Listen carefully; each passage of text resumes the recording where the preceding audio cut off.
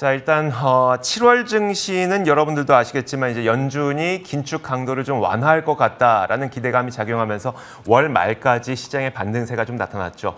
자, 그렇다면 과연 이 정말 연준이 정책을 좀 전환하는 시점은 언제가 될 것이고 지금 한창 논의가 되고 있는 지금이 경기 침체냐 아니냐 이것에 대해서는 또 어떻게 봐야 될까요? 이분과 함께 좀 자세한 이야기를 나눠보도록 하겠습니다. 김태수 미국 세무사 화상으로 연결돼 있습니다. 안녕하세요. 네, 안녕하세요. 네, 일단 첫 번째 이거부터 좀 궁금한데요. 지금 뭐 침체냐 아니냐가 참 상당히 얘기가 많더라고요. 그리고 우리가 만약에 지금이 침체라고 하더라도 그걸 알 수 있는 시기는 또 한참 뒤일 수밖에 없는 거여서 지금 침체냐 아니냐 어떻게 봐야 될까요? 네, 침체다라고 공식적으로 규정을 하기는 사실 굉장히 어렵습니다. 그러니까 이제 공식적인 침체기가 지난 수십 년간 몇 번 되지 않는 그런 상황인데, 지금 보면 이제 2분기 연속해서 GDP 성장률이 마이너스로 역성장을 보였다는 얘기죠. 이게 이제 가장 큰 핵심인데, 기술적으로 보면은 어쨌든 경제 침체의 조건이 충족이 됐다. 이제 이렇게 얘기를 하는 거거든요. 이거는 이제 예전에도 한번 제가 짚어드렸는데, 이거는 공식적으로 이제 국가기관에서 발표하는 침체에 대한 얘기가 아니라 이거는 일부 경제학자들과 그리고 언론 쪽에서 보는 기준이기 때문에 공식적인 의견은 아닙니다. 하지만은 어쨌든 경제 활동에 있어서 상당히 좀 감소될 것이다. 뭐 이런 얘기들을 하고 있고요. 그리고 경제 지표들이 사실 지금 굉장히 엇갈리고 있어요. 지난주 금요일 날 봤을 때도 개인 소비나 소득이 또 좋아지는 그런 모습 봤거든요. 거기에다가 노동시장도 견고하게 버텨주고 있는 상황이고 여기에다 또 소비자 지출도 어쨌든 뭐 물가지수는 올라가지만 어쨌든 지출도 좋아지는 좋게 유지가 되는 그런 상황이고 이러다 보니까 이게 침체인지 아닌지 뭐 이걸 갖다가 뭐라고 하기 어렵고 또 GDP 성장률이 마이너스 0.9% 나오긴 했는데 확정치는 아니고 이제 또 예비치다 보니까 이 부분에 대해서도 얘기가 있고요. 어쨌든 지금 이제 미국 경제연구국에서 이제 이 부분을 논의를 해서 발표를 할 텐데 최소 6개월에서 길게도 1년까지 걸립니다. 그러다 보니까 그 사이에 미국 경제가 다시 회복이 될 수도 있는 거고 어쨌든 뭔가 이렇게 좀 갑론을박이 계속 되고 있는데 하지만은 중요한 거는 뭐냐면은 시장은 지금 경제는 2분기 연속해서 하락하는 모습이었지만 주식시장은 거의 1년째 지금 떨어지고 있거든요. 그리고 경제가 뭐 침체이다 할지라도 주식시장 같은 경우에는 통상적으로 경제 이론적으로 8개월 정도는 현실 경제보다는 앞서가는 그런 성향이 있기 때문에 지금 현재의 어떤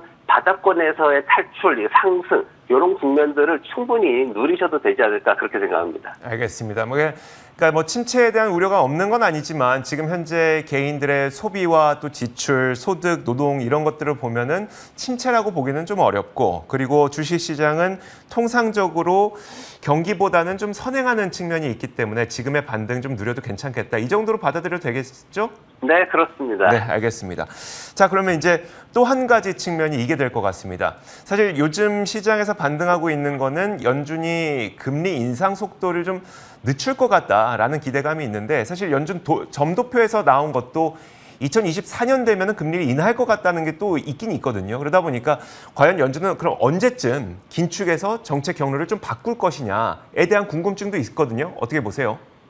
네, 시장에서는 지금 9월달 FOMC 할 때 금리 인하에 대한 어떤 실마리를 찾을 수 있을 것이다. 이런 기대감이 지금 최근에 좀 끌어올린 면이 있거든요. 어쨌든 지금 이제 연준 측면에서는 인플레이션 하락이 우선이다 하기 때문에 지금 금리를 더 가파르게 올린 그런 상황이고 CME 그룹 같은 경우에는 조금 다른 의견을 내놨어요. 9월달에 0.75%포인트를 또 올릴 것이다. 3연속으로 자이언트 스텝으로 갈 것이다. 이렇게 하는 그 설문조사를 했더니 한 53% 절반 이상이 그렇다라고 대답을 했다고 합니다. 그래서 이런 부분들도 있고 어쨌든 지금 상황에서 점도표만 보면은 뭐 연말까지 3.5% 계속 상승을 하는 거죠. 그리고 내년에 4%까지 상승을 하고 그리고 이제 인하할 것이다 하는데 지금 뭔가 어쨌든 시장에서 중요한 거는 뭐냐면은 갑작스러운 인하는 없을 것이다라는 거죠. 뭔가 이 상승 전에도 파월 의장이 그렇게 얘기를 계속 했듯이 이번 하락에도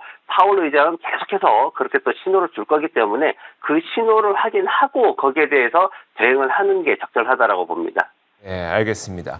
자, 또 한 가지 이제 짚어볼 측면은 기업 실적입니다. 만약에 이제 그 경기 침체의 우려가 있다고 하더라도 기업 실적이 견조하게 바탕이 된다면 사실 경기 침체의 우려는 좀 사그라들 수 있는 거니까요. 자, 일단 지금까지 2분기 실적 시즌이 어땠는지의 총평과 함께 3분기에 대한 가이던스도 제시하는 기업들 속속 나오고 있거든요. 어떻게 보세요?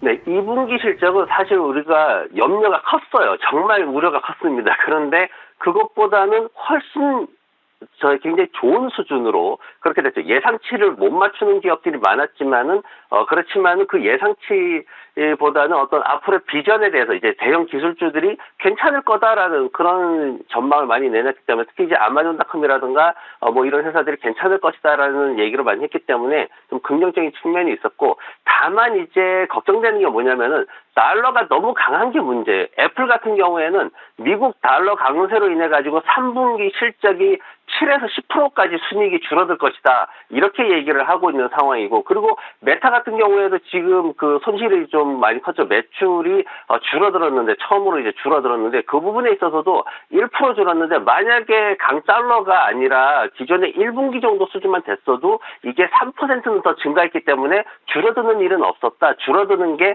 제품이나 경영에 대한 문제가 아니라 환율 때문이었다, 이렇게 얘기를 하고 있어가지고 앞으로 3분기에 지금 같은 강달러 현상이 계속되고 애플이 말한 것처럼 애플의 순이익이 그렇게 하락을 한다라면은 3분기 실적 시즌도 사실 지금은 원만하게 넘어가지는 못할 것으로 그렇게 전망이 되고 있습니다. 그렇다면 지금까지 말씀해 주셨던 내용들을 토대로 혹시 뭐 약간은 좀 단기적인 시각이 될 수도 있겠지만 8월에 미국 시장이 좀 어떻게 될 것으로 기대되는지에 대해서 여쭤봐도 될까요? 지금 8월 달은 잠깐 쉬어갈 거다라는 얘기들이 지금 굉장히 많습니다. 지금 이제 7월 달에 굉장히 많이 상승을 했거든요. 7월 달에 나스닥 같은 경우에는 자그마치 13%나 상승을 하는 그런 모습을 보였습니다.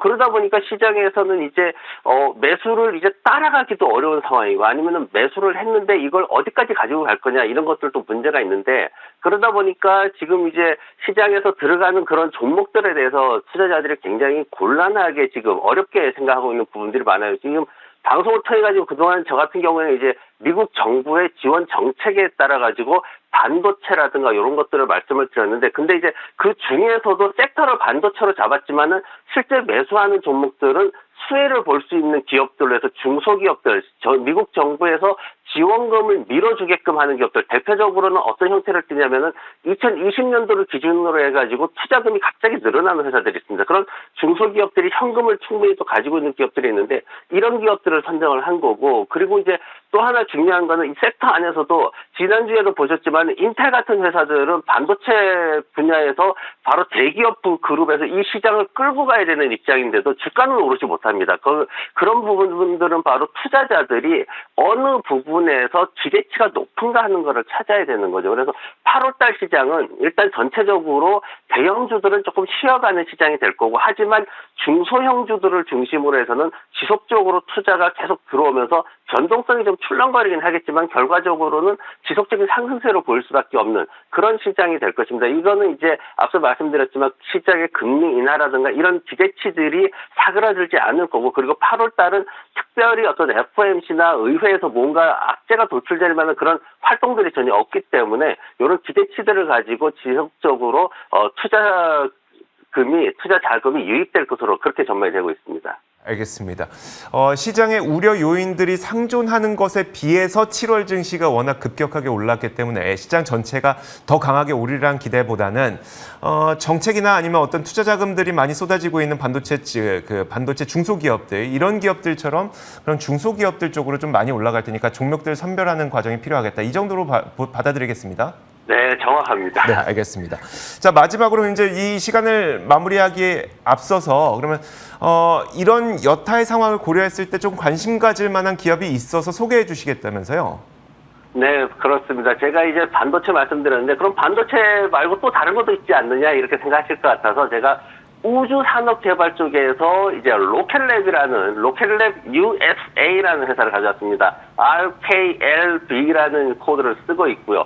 미국이 사실 이게 우주선 발사에 한 3억 달러 소요되기 때문에 비용 문제로 러시아에다가 지금 한 20년 넘게 지금 위탁을 한 상황이거든요. 근데 러시아랑 관계가 이렇게 되다 보니까 자국 내에서 이걸 키워야 된다. 이렇게 지금 그 목소리가 커지고 있죠. 그래서 반도체 산업을 갖다가 키웠는데 이 반도체가 결국은 칩에 대한 문제고 이 칩이 결국은 자율주행 자동차라는 것으로 넘어가게 되고 그럼 그 다음에 또 고급 기술은 우주 산업에서 이제 나올 것이다. 이제 지난주에 바이든 대통령하고 반도체 사업 그 CEO들하고 만나가지고 간담회를 하는 데서 이 자리에서 메이드 인 아메리카라는 말을 굉장히 여러 번 쓰면서 이 부분에 대해서 굉장히 강조를 했거든요. 그러면서 대기업들하고 중소기업들하고 커뮤니티를 재정비해야 된다. 그래서 이제 미국 내의 기술을 밖으로 절대 빼지 않고 기술을 더 축적시키는 그런 노력을 해야 된다라고 그렇게 발표를 했습니다. 그래서 이 회사가 지금 보면은 한 4달러대 이런 가격대를 가지고 있는데 시장에서는 한 13달러대까지 목표치를 가지고 있습니다. 20억 달러 정도의 시장 가치를 그 시가 평가액을 가지고 있고요. 20년도 이제 11월 달에 상장이 돼 가지고 이제 최근에 이제 연구개발비 엄청나게 또 들이면서 주가가 하락하는 조금 전에 반도체처럼 비슷한 그런 성향을 띠고 있고 거래량은 한 400만 주 정도 왔다 갔다 하고 있는 상황입니다. 재무제표 같은 경우에도 지금 보면 순현금이 4억 8천만 달러 정도 되는 굉장히 안정적인 상황이고 이제 1분기 매출이 좀 뛰었습니다. 그러면서 2분기부터 하반기부터 더 크게 이제 성장세를 보일 것이다. 그렇게 기대를 하고 있고 최근에 이제 발사장을 또 하나를 완성을 했어요. 그래서 총 발사장이 3개가 됩니다. 그러면서 나사 측하고 굉장히 긴밀한 관계를 맺고 나사 측 관련 프로젝트를 굉장히 많이 수행하는 그런 상황이고 지금 현재 차트 보시면 굉장히 바닥권에서 이제 4달러 바닥권 다지고 좀 상승하려는 그런 분위기 보이고 있는데 목표가는 8달러 50까지 1차적으로 잡으시고요. 손절매가는 아래쪽에 3달러 80센트 정도 잡으시면은 편안하게 투자를 하실 수 있을 것 같습니다. 네, 알겠습니다. 자, 이렇게 경기 침체 가능성 그리고 연준의 정책 전환 여부 여기다 관심주까지 한번 살펴봤습니다. 자, 지금까지 김태수 미국 세무사와 함께 이야기 나눠봤습니다. 고맙습니다. 네, 고맙습니다.